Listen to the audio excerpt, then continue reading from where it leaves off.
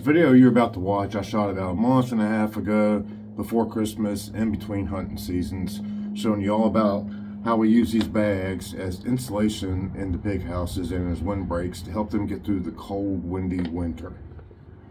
Little did I know at that moment it would be the very last time I would ever spend in the pasture with Poppy.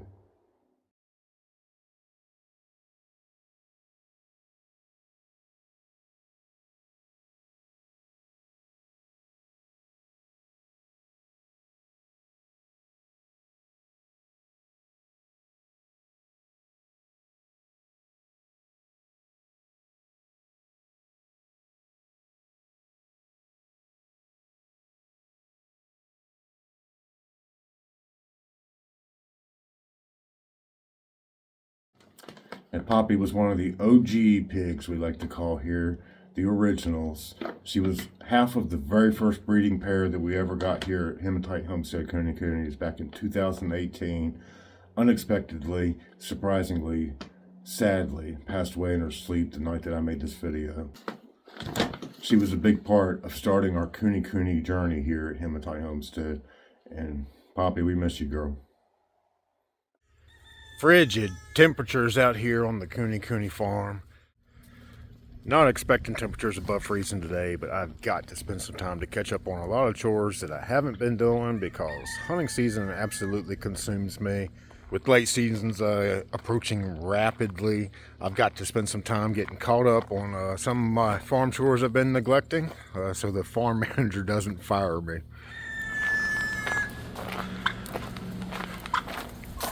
Alright, so what I'm going to do today is insulate these pig houses, help them out through the winter.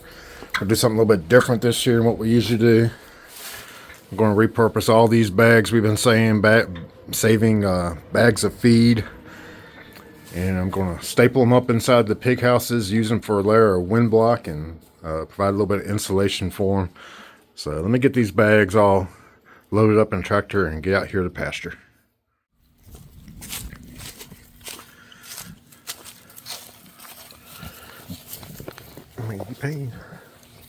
You guys have seen our pig houses before. They're made mostly out of pallets and old shipping crates and stuff that we repurposed, brought up here to the farm and turned them into pig houses. Pigs are mostly taking naps right now, so I'm going to have to work around them. Try and work in these houses where nobody is. And I'm just going to take these and staple them up on the walls. I'm using T25 staplers with a hand stapler, 9/16 long. We do have a T50 stapler. It's air operated. It's too much trouble to drag the compressor out here, but the biggest thing you gotta watch when doing that is in these sub-freezing temperatures, the condensate in the air compressor will freeze up, and it'll freeze in your tank, it'll freeze in your air hose, and cause you lots of problems. So, going hand stapler today. So we're just using our feed bags. We go through roughly a bag a day, a little bit less than that now that we've harvested some pigs and the herd's a little bit smaller now. I like to lay them flat and keep them whole, and I'll just stick them up on the walls in here and just staple them right in. Overlap them a little bit, and it provides a nice wind block and somewhat of some insulation. It's not great on insulating, but keeping the wind out is a big plus. Everybody wants to know what I'm doing. Hey, he's got feed bags. What's he doing in here? Yeah, it's not time to eat. You just ate a few hours ago.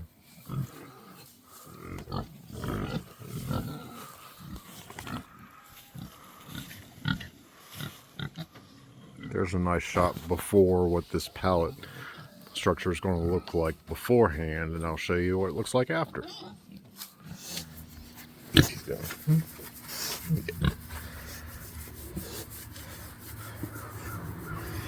Alright, so there's what I'm doing.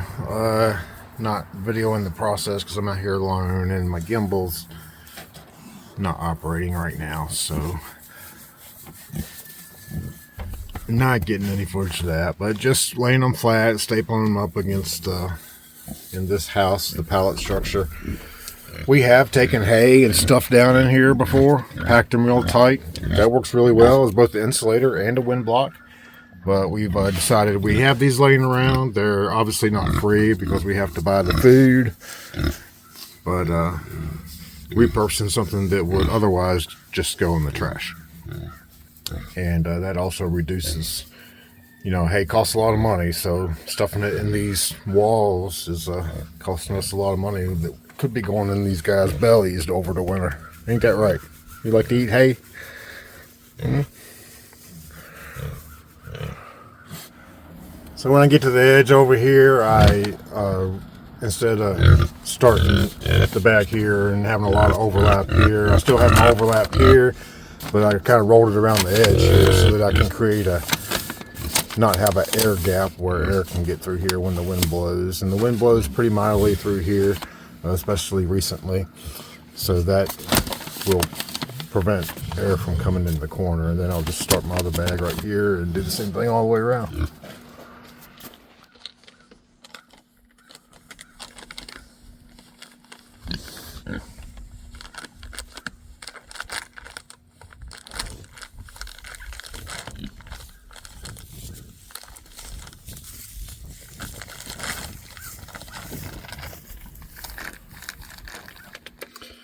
Well, I'm all done in this one.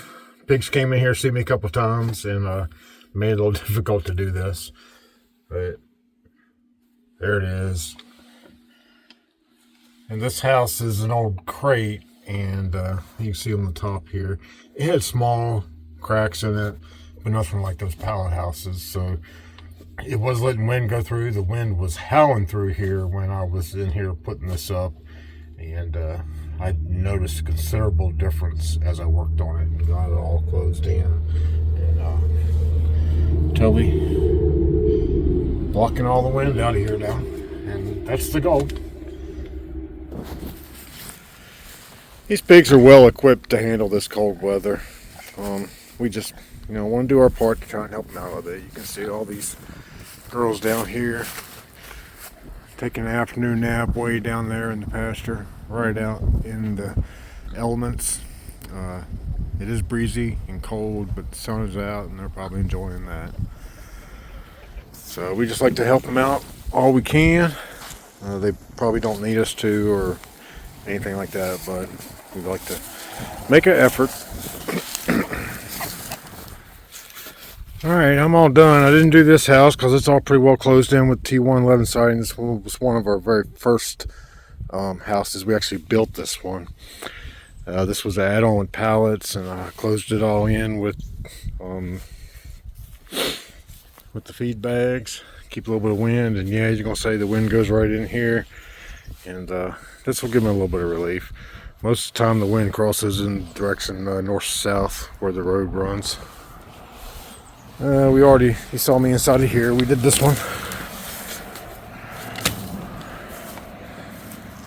And then I did this one back here. And I did a little bit different on this. I actually put it on the outside of the back because that panel in the back had a lot of huge gaps in it. So I just covered up all the gaps on the outside. Another low-cost warmth addition is leaves. So instead of packing this full of hay, I just put a bunch of leaves in it. If you do this, make sure you use dry leaves. Don't get wet leaves in there. That won't be enjoyable. But the pigs like to lay on leaves all around the fence line. Not so much down there, but up here where all the maple trees are at. So I packed it full of leaves, and hopefully that'll provide the same effect as laying in hay and save us on some hay cost. What we found to be mostly true almost all the time is we pack these things full of hay and they just push it all right out. They leave very little bit in there. They cuddle up with each other, use each other's bodies to create heat and stay warm that way. So I don't expect these leaves to stay in here long. It'll be really interesting to see. They'll probably be out of here by tomorrow. And then I'm going to close up the door. This is, you've seen this before. This is just freezer panel. We bought this in bulk on Amazon and made these holders for them out of spare wood we had laying around. And get those closed up. That's supposed to keep some heat in there and definitely keeps the wind out. And they go right in and out through there. They know the drill. So that is winterization.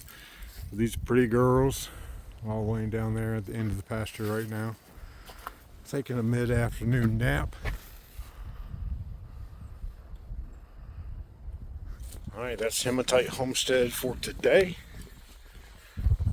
Getting some chores caught up, getting these pigs, helping out, keep them warm through these cold nights and cold, windy days. If you like what we're doing here, hit that subscribe button and keep following along with us. And we'll see you next time. Hey, here, pet the pig like this. Wow, it's a shark and big. Oh, take this baby. Hey, pet the pig like this. It's cute. There you go. It's a soft pig. And soft pigs. It's a soft pig. Look, other pig. Yeah, there's more pigs over there.